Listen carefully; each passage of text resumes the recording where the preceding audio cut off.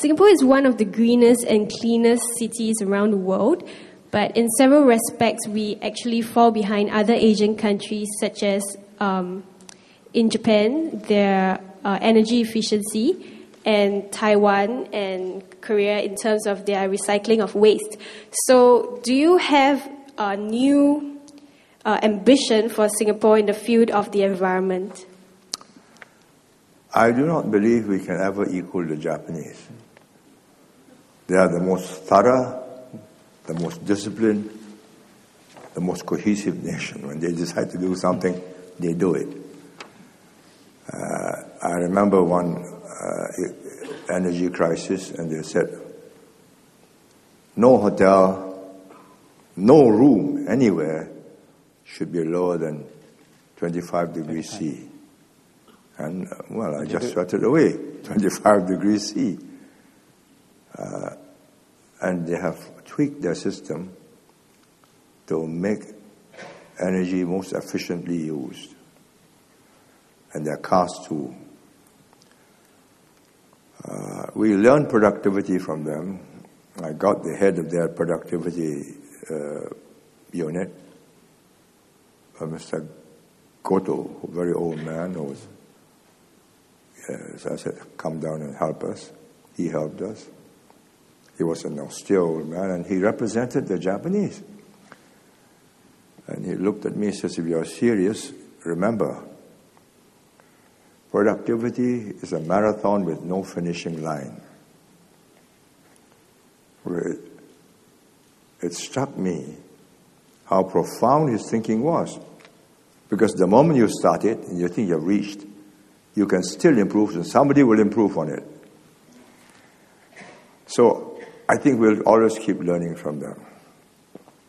As for Taiwan and Korea's recycling, our problem is, what do we do with this housing board flats? You have only one chute. And if you say, look, bottles, cans, go to this rubbish dump. Vegetables go to this. That means they've got to carry it down.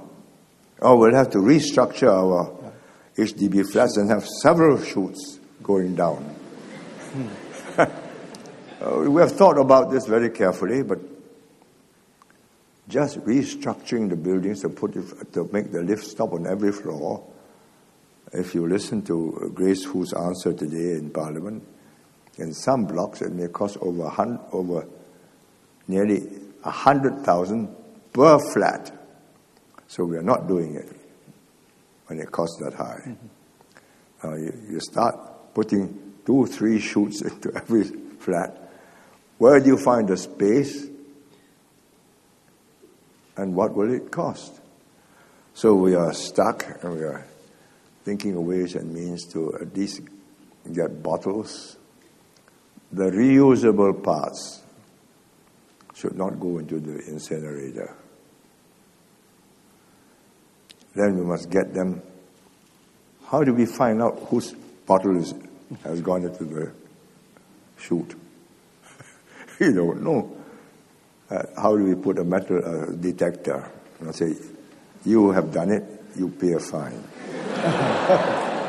But if you can't prove that, I mean, it's not mine, and my neighbor must have done it. Because taking it bottled down in the lifts every day in a bag and going to the rubbish dump to put it in is an extra operation for the housewife, and I don't think we will welcome that.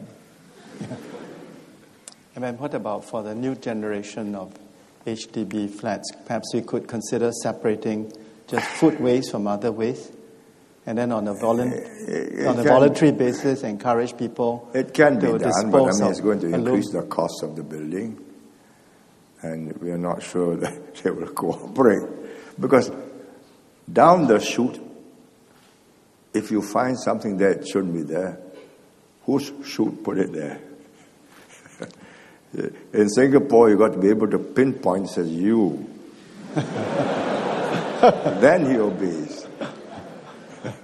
This is a problem. But in Japan, if you pass such a directive, they all do it. And I'm quite sure that Korea and Taiwan cannot equal the Japanese. I've been to our embassy in Japan, and outside the embassy in the rear are 3 bins. Yeah. 3 different bins. I think